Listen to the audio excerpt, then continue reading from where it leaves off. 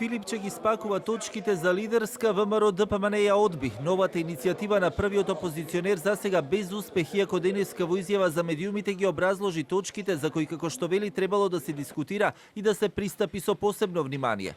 Напредокот на државата, европската иднина, но исцелувањето на младите се само дел од темите кои планирал да ги стави на маса пред Мицковски и останатите лидери. Жалам што премиерот веднаш ја одби средбата пред детално да ја образложам.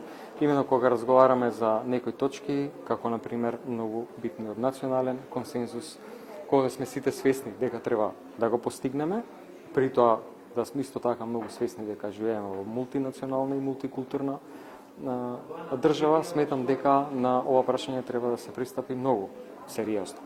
Имено очигледно е дека некои работи можеби различно ги читаме, можеби различно ги толкуваме. Од ВМРО ДПМН пак категорично ја отфрлија иницијативата за лидерски преку партиско соопштение му порачаа на Филипче да си го средел како што велат сопствениот двор.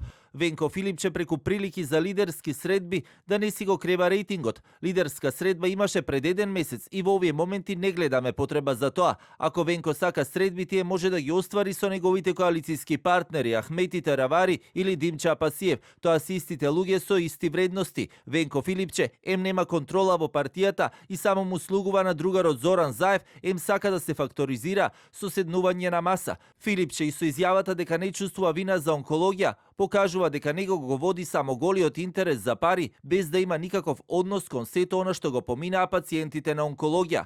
Во меѓувреме пак и денеска преку писмени реакции и препокување и во албанскиот политички блок, откако вреди им посака добре дојде во коалицијата на доскорашните соработници на Таравари како министерот Арбен Фетај, екс-министерот Азир Алију и уште десетина други кои одлучиле да не го продолжат својот пат со Таравари.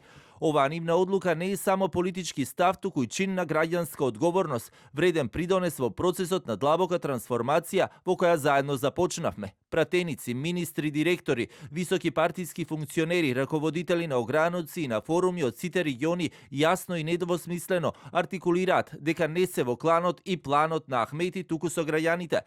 А пак со документ подпишан од Координацијскиот совет на Алијанса за албанците и министерот Арбен Фетај излегоа со 3 точки во кои информираат за изборот на именуваниот координатор Арбен Фетај, дека остануваат во владата и формирање на нов представнички тим кој ја представува партијата. Таравари пак веќе информираше дека на партиското собрание исклучиле неколку члена кои, како што рече, биле против интересите на албанците и Алијанса за албанците и дека сега се фокусираат на настапот на локалните избори на кои биле спремни да коалицираат со ДУИ па и со вреди во некои општини кога се во прашање интересите на албанците, но и со други опозицијски партии, освен со левица.